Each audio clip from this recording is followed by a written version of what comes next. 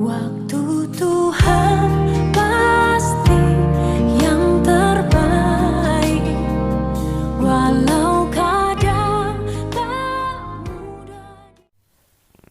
Dalam nama Bapa dan Putra dan Roh Kudus. Amin. Shalom Alaikum. Berjumpa lagi dengan saya pada perenungan hari ini, tanggal 18 Januari 2021. Kenapa kita berpuasa? Bacaan liturgi hari ini diambil dari surat Ibrani 5 ayat 1 sampai dengan 10 dan Injil Markus 2 ayat 18 sampai dengan 22. Saudara-saudaraku yang terkasih di dalam kasih Kristus, bagi insan di dunia pasti mengenal akan kata puasa. Setiap agama maupun aliran pasti melakukan puasa. Tetapi saudara-saudaraku, sedikit sekali yang memahami akan arti puasa itu sendiri. Banyak dari kita berpuasa jika ada suatu keinginan saja atau kebutuhan. Berpuasa untuk menghindari dari suatu musibah, berpuasa untuk kesembuhan, untuk wujud-wujud yang lainnya. Ini semua karena kurang mengertinya akan pemahaman makna dari puasa itu. Injil hari ini saudara-saudara, kita melihat bagaimana murid-murid Yohanes Pembaptis dan orang-orang Farisi yang sedang berpuasa mengkritik Yesus. Mengapa murid-murid Yohanes dan murid-murid orang Farisi berpuasa, tetapi murid-muridmu tidak? Markus 2 ayat 18. Apa jawaban Tuhan Yesus, saudara? Yesus menjawab dengan begitu panjangnya seperti tertulis di dalam ayat 19 sampai dengan 22. Jawaban Yesus ini mau mengatakan bahwa ada saat yang tepat untuk melakukan puasa. Dan saat ini belum saatnya. Saat itu menurut Yesus, saat di mana para murid harus bersukacita karena mempelai itu, yaitu Yesus sendiri, masih bersama-sama dengan mereka. Nah, saudara-saudaraku yang terkasih, bagaimana dengan diri kita sendiri? Kita selalu berulang-ulang berpuasa. Apakah kita memahami akan arti puasa itu?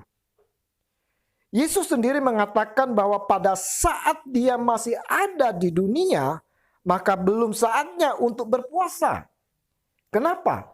Karena para murid sungguh-sungguh dekat dengan Tuhan. Bagaimana dengan kita saat ini yang Tuhan Yesus sendiri tak dekat dengan kita? Inilah arti dari puasa, saudara-saudara. Berpuasa kita mau mendekatkan hati kita kepada Yesus Tuhan.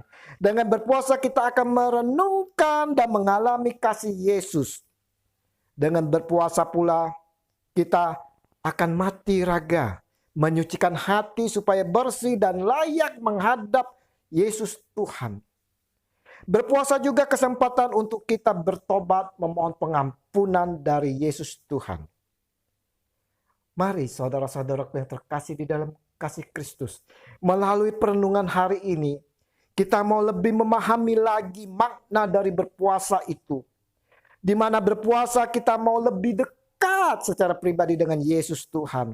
Dan dengan berpuasa kita mau mematikan kedagingan kita, menyucikan hati kita untuk bertobat dan memohon pengampunan dari Yesus Tuhan kita. Jangan biarkan kehidupan keagamaan kita menjadi kegiatan tanpa makna yang diulang terus menerus tanpa penghayatan, saudara-saudara. Ibadah yang kita lakukan hendaknya dipahami dan dihayati dengan makna yang benar. Hal tersebut bukan hanya akan membuat kita bersukacita, saudara, tetapi juga semakin dikuatkan dalam menjalani hidup sebagai umat Allah. Ibadah yang kita lakukan semestinya makin menjadikan kita tunduk pada kehendaknya, lebih mengasihinya, dan akhirnya memuliakan Dia, Tuhan Allah kita, Yesus Kristus. Ya Yesus Tuhan kami, ajar kami lebih bijak untuk menjalani perintah-Mu. dalam bimbingan kuasa Roh Kudus, kini dan sepanjang segala abad. Amin.